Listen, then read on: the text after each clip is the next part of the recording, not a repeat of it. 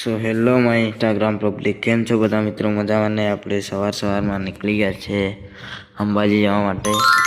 Finally આપણે petrol પંપે પહોંચી ગયા છે, કારણ કે આપણે ગાડીમાં ડીઝલ ભરાવાનું હતું. એટલે આપણા ઓજીસભાઈની ક્લુઝર ગાડી લઈને આવી ગયા છે પેટ્રોલ પંપે. આ આપણા સંજુ બાબા ઊભા છે, બાબા જોઈ રહ્યા છે,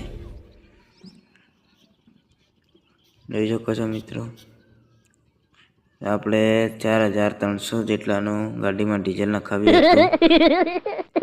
ફાઇનલી આપણે પેટ્રોલ પંપથી નીકળી ગયા આગળ. જાલોદ આપણા રાષ્ટ્રનો ધ્વજ કેટલો ગર્વથી લહેરાઈ રહ્યો છે, જોઈ શકો છો. આપણે જાલોદથી નીકળી ગયા સીધા લુણાવાડા, કારણ કે આપણા કુવાને બેસાડવાના હતા. લુણાવાડાથી આપણે આગળ જતા હતા ને આપણી મહાકાલી માતાજીના મંદિરના દર્શન કરવાના હતા. એટલા માટે આપણે આવી ગયા છે માતાજીના ધામે. પણ ત્યાં જઈને જોયું કે હજી મંદિરનું કામ બાકી હતું.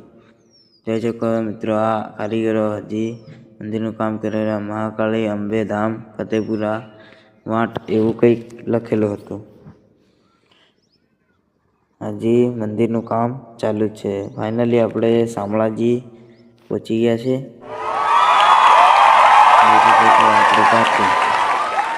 પાછળ બધા ઊભા છે, ત્યાંથી આપણે ગેટ પર આવી ગયા છે. અહીંથી સીધા જ અંદર મંદિર તરફ જવાય છે, પણ હજી બંધ છે. 2 વાગ્યે મંદિર ખુલશે. અહીંથી આપણે આવી ગયા ફાઇનલી મંદિરના અંદર. જોઈ શકો છો કેટલું ભવ્ય અને વિશાળ મંદિર છે.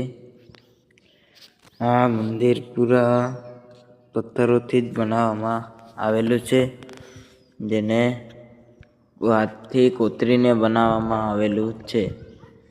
આ મંદિરની બહારની સાઈડ બધી સંસ્કૃતિ અને કેટલાક સાધુઓ સંતો ભજન કીર્તનવાળા બેઠા હતા.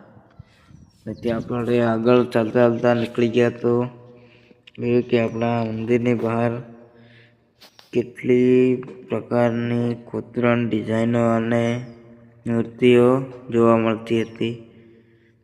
અલગ અલગ પ્રકારની ડિઝાઇનો અને કોતરણ કામ કરેલું હતું. ત્યાંથી આપણે નાસ્તો કરવા બેસી ગયા છે. આપણા જીતુ આવા થેપલા અને સવાણું લાવ્યા હતા. ત્યાંથી આપણે નાના અંબાજી પહોંચી ગયા છે. આપણા અનિલ કાકાના નાના છોકરાની બાધા રાખેલી હતી, એટલા માટે આપણે આવ્યા હતા.